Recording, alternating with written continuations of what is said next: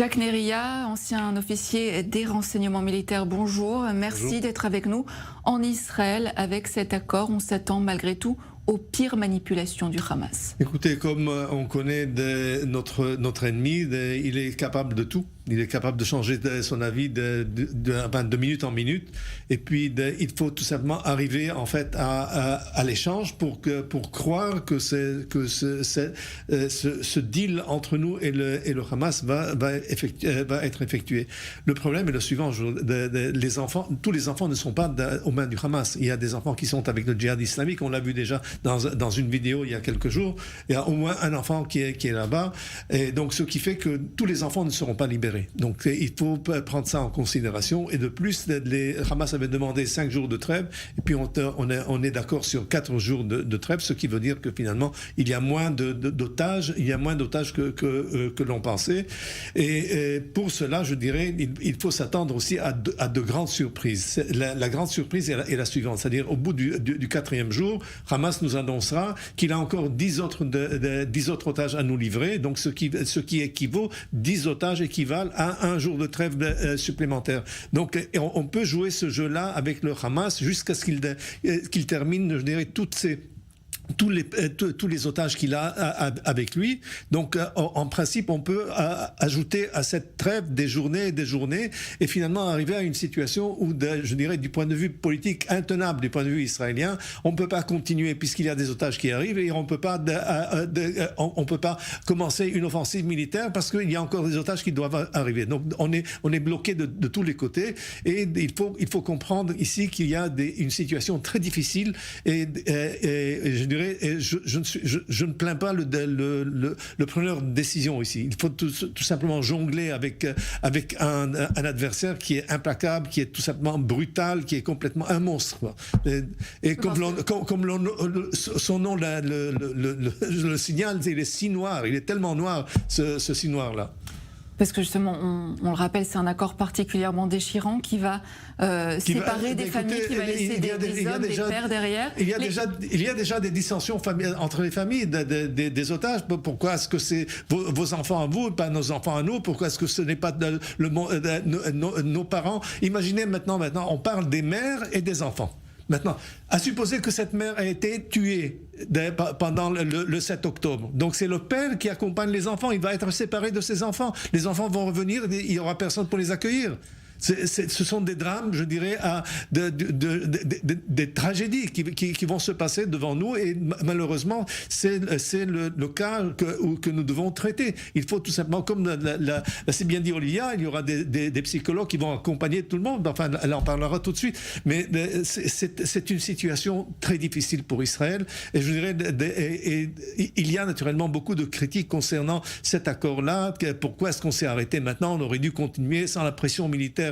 On ne serait pas arrivé à cet accord-là. Donc, si jamais on continuait la pression militaire, on aurait pu atteindre un peu plus. Pour l'instant, c'est ce qu'il y a. Et je dis la chose suivante. C'est ce qu'on vous propose, prenez-le. Et selon une information qui a été donnée par un journal libanais, Al-Watan, le cessez-le-feu, d'information non confirmée, pourrait aussi s'appliquer au nord. Alors, ce serait une très grande surprise, effectivement, si jamais le Hezbollah arrêtait ses provocations contre Israël, parce que le Hezbollah, ce que le Hezbollah est en train de changer de tactique, il veut tout simplement entraîner Israël dans un combat élargi au Liban, donc une confrontation régionale, et pour tout simplement mettre Israël dans une position difficile face aux Américains qui ne veulent pas une extension de cette guerre régionale. Et surtout, le Hezbollah a aussi un compte ouvert avec Israël. Il a plus de 100 morts, alors que du côté israélien, nous en avons heureusement que 9 oui, qui sont tombés dans le champ d'honneur. Donc de ce point de vue-là, donc le Hezbollah a beaucoup plus de raisons de continuer son combat que de s'arrêter. Maintenant, si cette information est vraie, ça veut dire qu'il était en train plus ou moins de coordonner ses positions avec les positions du Hamas, ce qui serait une grande première. Merci Jacques Neria, vous restez avec nous. L'accord sur la libération des otages qui doit donc prendre effet demain devrait avoir un impact majeur sur les combats à Gaza. Et on va retrouver tout de suite Pierre Clochenler à quelques kilomètres de la frontière entre Israël et Gaza. Bonjour. Comment est-ce que les troupes israéliennes se préparent à ce cessez-le-feu de plusieurs jours, Pierre ? Pour le moment, elle se prépare en continuant de bombarder des cibles présumées terroristes dans la région de Bet Hanoun que vous voyez à l'heure actuelle et dans d'autres régions. Les opérations continuent. L'heure du cessez-le-feu ou de la pause dans les combats n'a pas encore été définie précisément ni confirmée. Cela aura lieu demain, semble-t-il, peut-être en matinée, à midi ou l'après-midi. Maintenant, quand on parle des opérations, le camp de réfugiés d'El Jebalia, qui a une population d'environ 180 000 habitants, est totalement encerclé. Le quartier Zaytoun, dans la ville de Gaza, subit une opération depuis 4 jours de l'armée israélienne, des forces terrestres. Il y a des raids aussi, dans le secteur central de la bande de Gaza, là où il n'y a pas d'opération terrestre formelle, par exemple dans le camp de El Mourazi, selon les rapports palestiniens. Et cette opération qui continue à l'heure actuelle et qui est en mouvement à l'heure actuelle va se figer, mais sur des positions évidemment défendables, parce que l'armée israélienne n'a absolument pas confiance en le Hamas. Il y avait eu déjà en 2014 un cessez-le-feu qui avait été brisé par le Hamas, lors duquel le soldat Aldar Goldin avait été kidnappé. Donc absolument aucune confiance. Il y aura une consolidation des positions défensive et agressive de l'armée israélienne. Et en même temps, quant au dossier humanitaire, vu que la voie Salah ad-Din sera toujours ouverte aux populations civiles palestiniennes non impliquées, l'espoir est que les personnes qui ne sont pas encore extraites du champ de bataille dans le secteur nord de la bande de Gaza profiteront de ce répit pour se diriger vers le sud. Selon les chiffres de l'ONU, il y aurait 167 000 Palestiniens encore dans le secteur nord de la bande de Gaza, dont quelques dizaines de milliers dans le camp de réfugiés de Jebalia qui est encerclé, et 1,7 million de Palestiniens se sont déjà déplacés dans le sud. Si les Palestiniens qui sont encore dans le secteur nord réalisent qu'il n'y a absolument pas de fin à cette guerre, alors il est possible que ceux-ci profiteront du répit pour se déplacer vers le sud. Merci Pierre Clochendler en direct à la frontière entre Israël et Gaza. Jacques Neria, quelles pourront être les conséquences de ce cessez-le-feu sur les combats et puis sur la sécurité des combattants aussi? Écoutez, on connaît très bien, je dirais, la formule un cessez-le-feu veut dire automatiquement des surprises. Il faut tout simplement se préparer à des surprises et prendre des positions défensives, donc s'organiser de telle sorte que le Hamas n'ait pas l'occasion, de kidnapper ou de tuer ou de tendre des embuscades à des unités israéliennes. On connaît déjà la tradition passée qu'un cessez-le-feu du côté israélien est honoré à partir de la minute même où il doit entrer en vigueur, alors que du côté palestinien, ça peut continuer encore 2 heures, 3 heures, 4 heures, ça dépendra parce qu'ils veulent toujours dire le dernier mot. Donc de ce point de vue-là, il faut être sur la défensive et faire attention et pour ne pas être surpris par des activités, je dirais, qui serait illégale et qui pourrait provoquer naturellement une riposte israélienne. Donc pour l'instant, c'est le plus important. Et ce qu'il y a en deuxième temps, comme le Hamas va se réorganiser et je dirais mettre des munitions et rétablir le contact le contact perdu avec ces unités sur le terrain. Du côté israélien, il faudra aussi renforcer l'encerclement autour de Jebalia, autour de Zaytoun et d'autres camps de réfugiés pour essayer, je dirais, en temps voulu de reprendre les combats. Et naturellement, donc comme les 4 jours de répit, c'est toujours quelque chose de bien pour les soldats. Se reposer après 47 jours de guerre, se prendre un peu de répit, organiser les munitions, les équipements, voir ce qui a été touché, ce qui a été abîmé, et puis le reprendre. Donc, en quelque sorte, c'est reprendre du souffle pour une deuxième phase de la campagne. Et si le Hamas brisait le cessez-le-feu avant sa fin, quelle serait la marge de manœuvre d'Israël avec la vie des otages en jeu? Alors, écoutez, il est clair que la pression militaire, c'est la raison pour laquelle le Hamas a accepté de discuter le problème des otages. Ce qui veut dire que c'est un avantage du point de vue israélien. Donc, si jamais il brise le cessez-le-feu, il n'y a aucune raison de ne pas répondre, et de recommencer, je dirais, le processus de pression militaire sur les positions du Hamas. C'est toujours difficile de reprendre le feu une fois que le feu a été arrêté par un cessez-le-feu ou par une trêve. Mais comme la question est primordiale et de se débarrasser de cette menace-là, et il faut tout simplement reprendre son souffle et puis continuer sur la lancée jusqu'à ce qu'on arrive à la frontière entre la bande de Gaza et l'Égypte. Et puis ce cessez-le-feu va aussi avoir rapidement, Jacques, un effet sur le relâchement de la pression internationale avec l'aide humanitaire qui va pouvoir entrer. Écoutez, l'aide internationale, enfin, l'opinion mondiale est importante, mais simplement, elle ne sera pas le principal élément qui va peser sur la décision du gouvernement israélien de continuer la guerre contre Hamas. Olivia Bekassis, bonjour. Après 1 mois et demi entre les mains du Hamas à Gaza, la prise en charge des otages à leur retour en Israël s'organise déjà. Les hôpitaux, l'aide médicale est mobilisée en Israël. Oui, exactement. Les otages qui seront transférés depuis l'Égypte à bord d'hélicoptères de Tsahal, des ambulances militaires. C'est ce que prévoit en tout cas l'accord voté hier soir. Et ces otages seront pris en charge immédiatement, évidemment, dans différents hôpitaux du pays. 6 hôpitaux. Exactement. Les hôpitaux Sheba Tel HaShomer, Ichilov à Tel Aviv, l'hôpital Schneider à Petar Tikva, Volson à Holon, Soroka de Beersheva ou encore Asaf Harofé situé à Ber Yaakov. Alors, à l'intérieur même de ces établissements, eh bien, tout se prépare pour les recevoir, pour les soigner. De nombreux médecins de spécialités différentes sont présents. Ils les attendent, des chirurgiens, des pédiatres, des ophtalmologistes, des gynécologues et psychologues également, hein, car les traumatismes sans doute seront profonds, comme l'a rappelé Jacques il y a quelques instants. Et comme on s'y attend aussi, plusieurs de ces otages pourraient être aussi sous-alimentés. Donc tout est prévu pour remédier au plus vite à ce manque. Dans chaque hôpital, un complexe séparé sera réservé, dédié aux otages et à leurs familles, pour les laisser tranquilles évidemment, et puis pour éviter aussi l'exposition aux médias. Chaque otage recevra un premier examen médical dans un premier temps, puis tout un tas d'analyses de sang seront effectuées. Ils pourront aussi suivre des scanners, des IRM pour permettre de voir l'état de santé interne de chaque otage, et une assistance donc sans précédent qui va être mise en place pour soigner ces dizaines d'otages.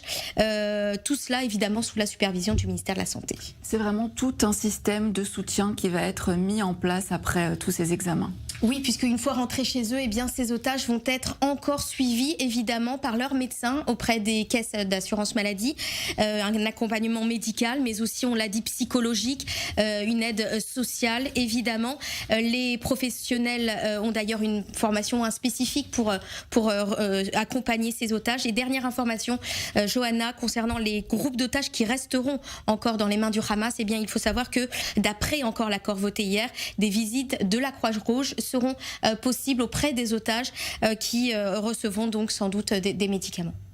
Merci Olivia Bekassis. Au kibbutz Be'eri, l'un des plus durement touchés par les attaques du Hamas le 7 octobre, objets, jouets appartenant aux enfants du kibbutz ont été exposés. Un reportage d'Esther Rita avec Jérémy Renaud. Le 7 octobre, les terroristes du Hamas ont enlevé 29 résidents du kibbutz Be'eri, dont 11 enfants. En l'absence de leur propriétaire, ces jouets cassés et brûlés, ramassés dans le kibbutz, racontent une histoire. Ces jouets témoignent de ce que les enfants ont vécu là-bas, après les incendies, les abus, les massacres. C'est tout ce qui reste après ces atrocités. Ces jouets révèlent 2 scénarios possibles. Soit l'enfant à qui ils appartiennent a été sauvé, et il ne les a pas emportés avec lui, soit il n'est plus là. Et les jouets en question ne pourront jamais être remis à leur propriétaire. Lilar, l'une des résidentes du kibbutz Be'eri, se rappelle ce qui s'est passé le 7 octobre. J'ai passé 27 heures dans un abri à Be'eri, sans eau, sans nourriture, sans pouvoir sortir sous les tirs incessants de roquettes, de RPG et d'autres armes. Lilach a survécu au massacre du Hamas, mais ses proches ont été pris en otage. Depuis plus d'un mois, elle n'a reçu aucune information les concernant. On ne sait rien, personne ne nous dit rien. La Croix-Rouge n'essaye même pas de les rejoindre. On dirait que ça n'intéresse pas du tout les Nations Unies, ni les autres organisations qui devraient s'occuper d'eux. L'une des personnes pour qui Lilach s'inquiète s'appelle Emily Hand. Âgée de 9 ans, elle a d'abord été déclarée morte avant d'être rajoutée à la liste de ceux que l'on pense détenus à Gaza. Je pense qu'une personne qui a été sauvée du kibboutz a vu un corps et a cru que c'était elle, et a répandu la nouvelle. Mais plus tard, il y a eu des témoignages selon lesquels elle marchait avec Raya et Hila. On les aurait vus être emmenés par des terroristes en direction de Gaza. La vie des Israéliens est aujourd'hui remplie d'incertitudes. Certains ne savent pas si leurs proches sont encore en vie. Face à cette situation, ils ne peuvent que s'exprimer et tenter de faire comprendre au monde entier ce qui s'est passé le 7 octobre.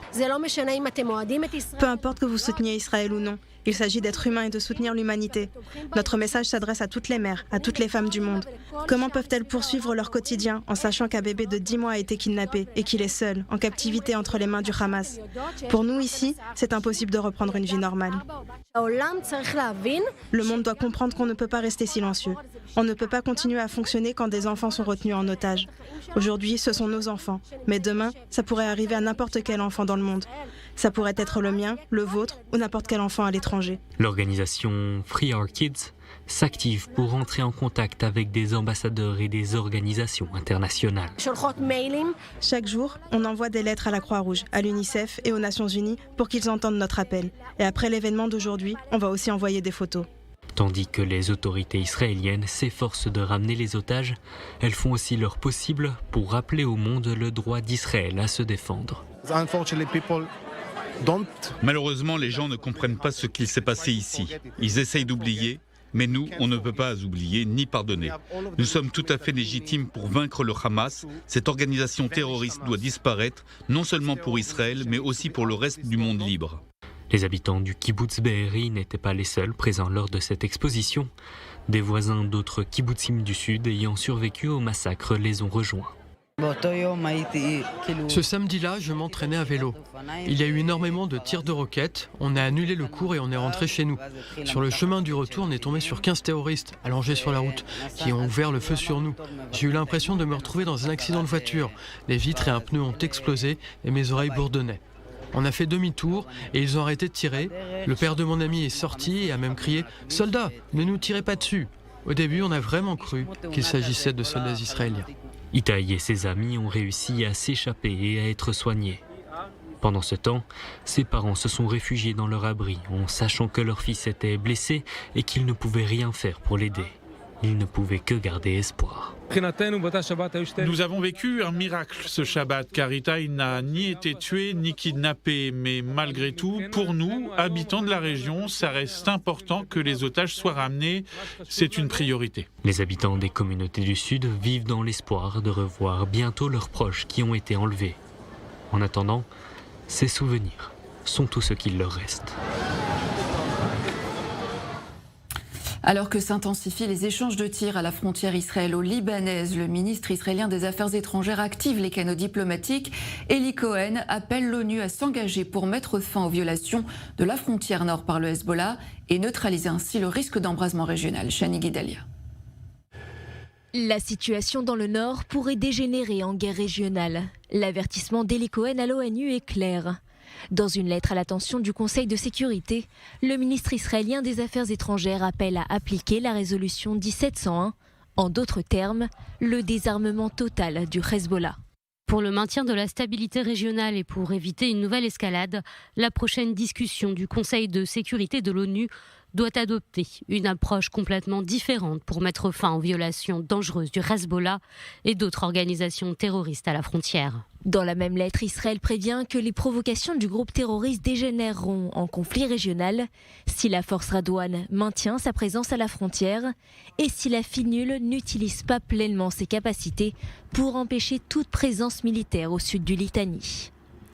La résolution 1701 du Conseil de sécurité de l'ONU signait la fin de la Seconde Guerre du Liban en 2006.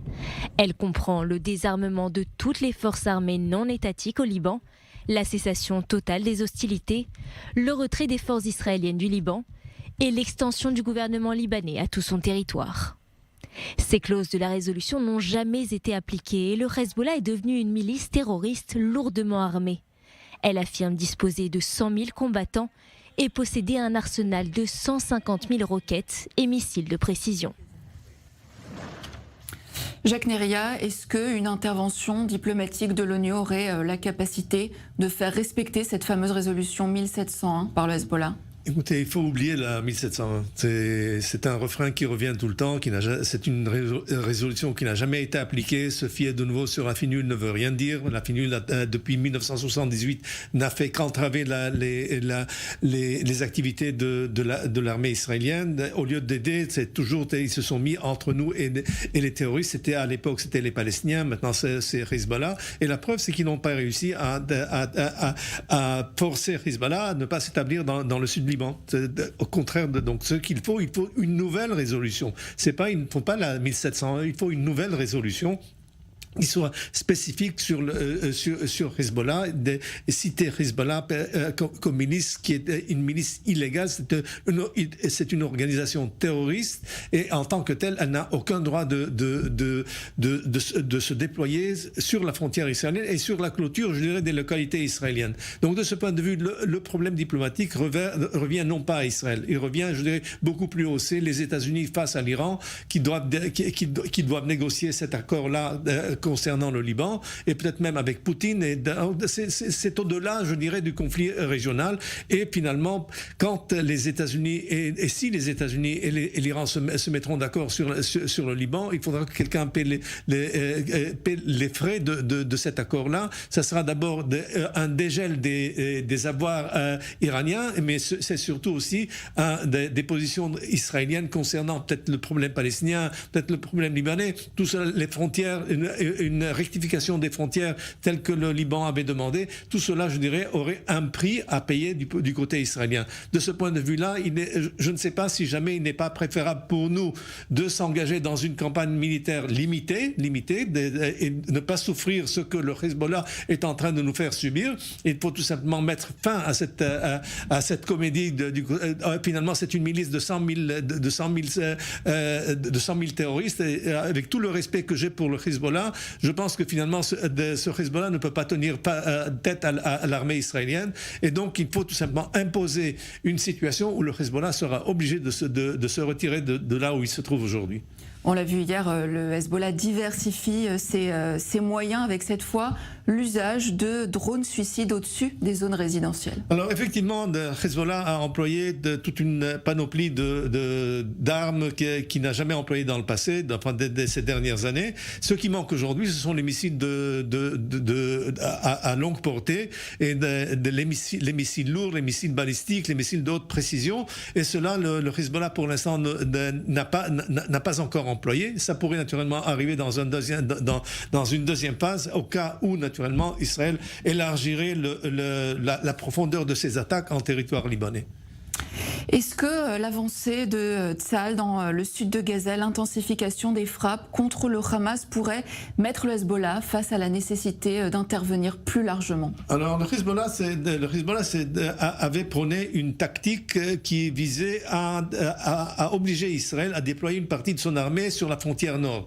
Et de plus, il a forcé l'évacuation, je dirais, de 60 000 habitants, ce qu'il pensait être naturellement de son avantage. Mais simplement, ce qui s'est passé, c'est que comme il n'a pas réussi à surmonter l'obstacle israélien, comme les défenses israéliennes ont été non seulement défensives, mais aussi offensives, il cherche maintenant, et il comprend que ce déploiement est à son désavantage. Et pour cela, il faut provoquer Israël, il faut l'obliger à intervenir plus profondément en territoire libanais, pour soutenir, je dirais, l'effort du Hamas dans la frontière sud.